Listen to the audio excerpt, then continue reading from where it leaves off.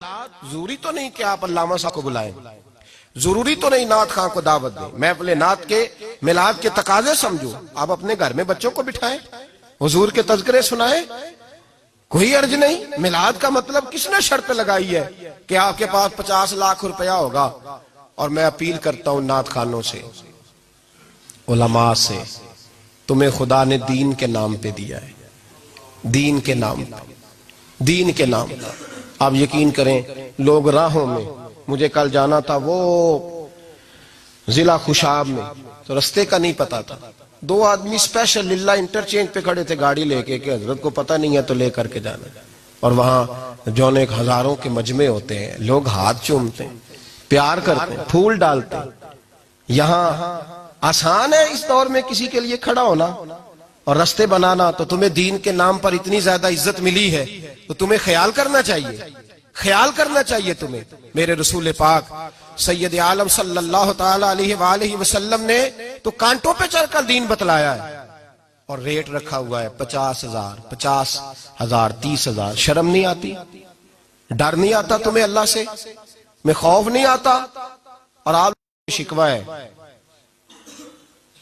یہ 5% لوگ ہیں پیسے مانگنے والے، 5%، 95% خدمت کرنے والے ہیں۔ میں صحیح بات کر رہا ہوں، میں آپ کو نعت کا گنوا سکتا ہوں جو ریٹ طے کر کے آتے ہیں، تو جو باقی سارے فی سبیل اللہ پڑھتے ہیں ان کو کیوں نہیں بلاتے؟ 5، 6، 7 خطیب ہوں گے جو پیسے لے کے تقریریں کرتے ہیں۔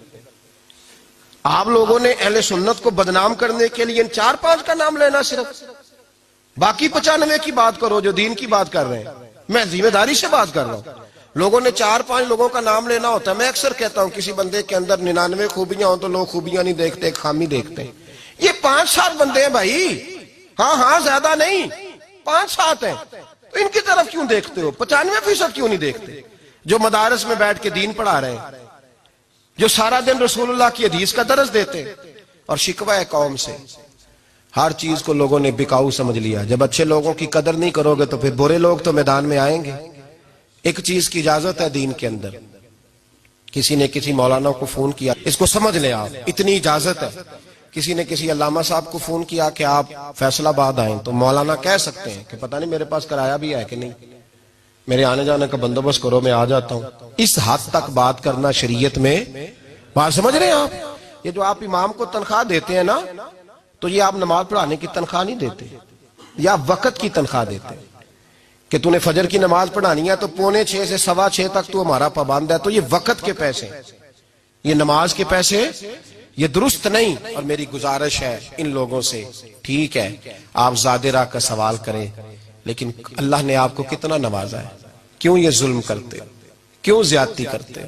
غریب آدمی کی پہنچ میں اب نعت خواں بھی نہیں رہا، وہ اپنے نبی کی نعت بھی سننا چاہے تو اس کے پاس پیسے نہیں۔ غریب آدمی اگر اپنے محبوب کی تعریف کسی مولانا سے سننا چاہے تو اس کے پاس وہ بھی پیسے نہیں۔ اتنی زیادتی۔ حضرت عبادہ بن صامت رضی اللہ تعالیٰ عنہ، ابو داؤد شریف کی حدیث ہے، فرماتے ہیں صحابہ صوفہ میں سے میں نے کچھ لوگوں کو قرآن پاک پڑھایا تو ایک شخص نے مجھے کمان دی، ان میں سے قرآن پاک ختم ہوا، کمان بطور تحفہ استاد کی خدمت کرنا سنت ہے، بطور نذرانہ کسی کو کوئی چیز دینا سنت ہے، اور وصول کرنا سنت ہے، لیکن اگر کوئی اپنی خوشی سے دے تو میرے نبی پاک نے فرمایا تمہیں کوئی تحفہ اور نذرانہ دے تو لیا کرو، اس سے محبت پیدا ہوتی ہے۔ اور فرمایا ایک وقت آئے گا تم مانگو گے تمہیں کوئی دے گا نہیں، لیکن مطالبہ کرنا، طے کرنا، ریٹ طے کرنا، اللہ اکبر، کتنی غلط اور کتنی یہ وہ بات ہے جس سے انسان اپنے آپ کو چھوٹا محسوس کرتا ہے۔ یہ لفظ کہتے ہوئے کتنی شرم آتی۔ حضرت عبادہ بن صامت کہتے ہیں میں نے قرآن پاک پڑھایا صحابہ صفہ میں سے، میرا قرآن پاک مکمل ہوا تو ایک شخص نے مجھے کمان دی، تو میں نے کہا اتنی دیر وصول نہیں کروں گا جب تک اپنے نبی سے پوچھ نہ لوں۔ کہتے ہیں میں رسول پاک کی بارگاہ میں آیا، حضور قبول کر لوں؟ فرمایا اس لیے نہ قبول کرنا، گویا سمجھایا فی نفس، اس لیے نہ قبول کرنا کہ قرآن کا معاوضہ ہو، ورنہ یاد رکھنا اللہ قیامت میں آگ کا لباس پہنا دے گا۔ تحفے کا معاملہ اور ہے، نذرانے کا معاملہ جو چیز جائز ہے اس کا میں اعلان کر رہا ہوں، لیکن مطالبے کرنا، ریٹ طے کرنا، اکاؤنٹ نمبر دینا، دلال قائم کرنا، کتنا ظلم ہے، زیادتی کی بات ہے۔ ایک صاحب نے مجھے لودھرا سے فون کیا ٹائم دے دیں، میں نے کہا ٹھیک ہے میں ربیع الاول میں آؤں گا، ساہیوال بھی مجھے آنا ہے، ملتان بھی، تو میں آپ کو وہاں بھی میں حاضر ہو جاؤں، کہنے اکاؤنٹ نمبر بھی دے چھڈو۔ سیکٹری دا بھی نام دسو. میں نے کہا یار تو نے غلط جگہ فون کر لیا ہے, ایسا کوئی کھاتا نہیں. کہنا پھر نہیں تسی آؤندے. یعنی یہ اللہ معاف کرے قوم کا یہ مائنڈ سیٹ ہو گیا ہے کہ جو بندہ طے نہیں کرتا وہ آ ہی نہیں سکتا, وہ طے کرتا ہے. کہنے لگا اب کرے طے. اور میں نے کہا ہم نے پکا ہی طے کر لیا ہے, جس سے طے کیا اس سے پکا ہی کیا ہے. اور تمہیں پتہ ہی نہیں جس سے طے کیا اس نے نوازا کتنا ہے, کمال ہی کر دی ہے. فرشتے بھی کرتے ہیں تعظیم میری, فدا ہو کے ان پر یہ عزت ملی ہے. جس سے طے کیا اس سے پکا ہی سودا ہو گیا. ضرورت کیا ہے تھوڑا تھوڑا طے کر دے. تو صاحب یاد رکھو یہ کوئی طریقہ نہیں. میرے نبی پاک صلی اللہ تعالی علیہ وسلم نے فرمایا جنت سے بندہ 500 سال دور ہوگا, یعنی ابھی 500 سال لگیں گے جنت میں جانے میں, پھر بھی جنت کی خوشبو آنی شروع ہو جائے گی.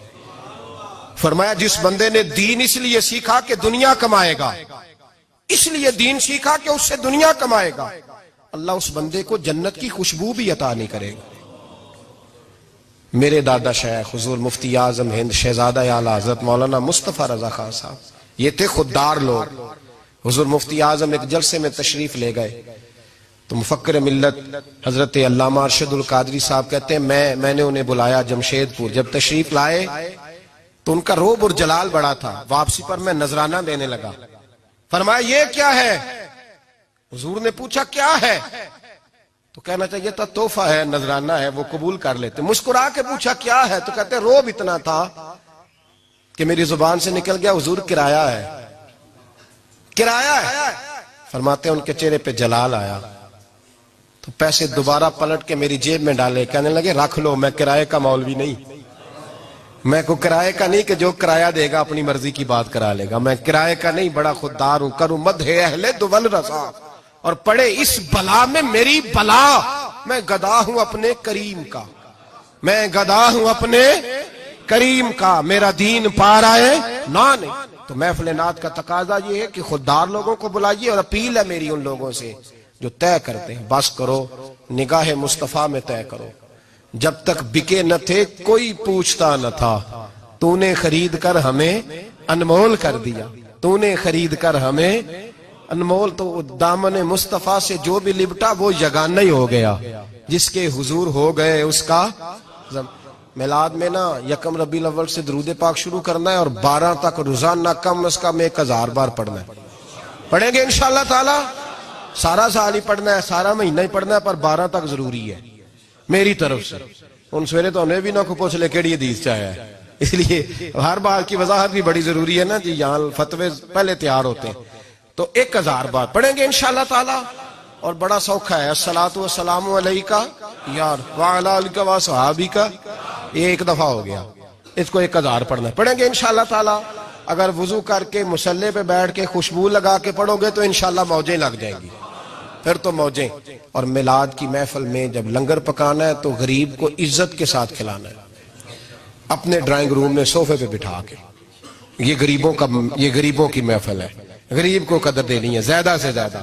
اور میں ہر میلاد پہ کہتا ہوں, پھر میری گزارش رہتی ہے, چھوٹی بڑی عید پہ کوئی بیٹی اور بہن کو عید دے نہ دے, عید میلاد النبی پہ بہنوں کو ضرور فون کرنا چاہیے, بیٹیوں کو ضرور پیسے دینے چاہیے, اس لیے کہ یہی تو وہ عید ہے جس پہ میرے نبی نے بیٹی کی بات فرمائی ہے. اس پر بچیوں بھائی فون کریں بہنوں کو, انہیں جوڑا خرید کے دیں, انہیں بتائیں کہ میرے اندر پھر سے وہ بات تازہ ہو گئی ہے جس لیے میرے رسول پاک تشریف لائے تھے. تو بچیوں کا خیال کریں, بیٹیوں کا خیال کریں, بہنوں کا خیال کریں. میلاد نبی پاک صلی اللہ تعالی علیہ وسلم کے جشن کی بات ہے. ہم سے نہ پوچھو کہ میلاد نے ہمیں کیا دیا ہے, ہم تو گلیوں کا کوڑا تھے. یہ ساری عزتیں رسول کے میلاد کی برکت ہے. یہ امت میں جتنا نور ہے یہ رسول اللہ کے میلاد کی برکت ہے. حشر تک ڈالیں گے ہم پیدائش مولا کی دھوم, دم میں جب تک دم ہے ذکر ان کا سناتے جائیں.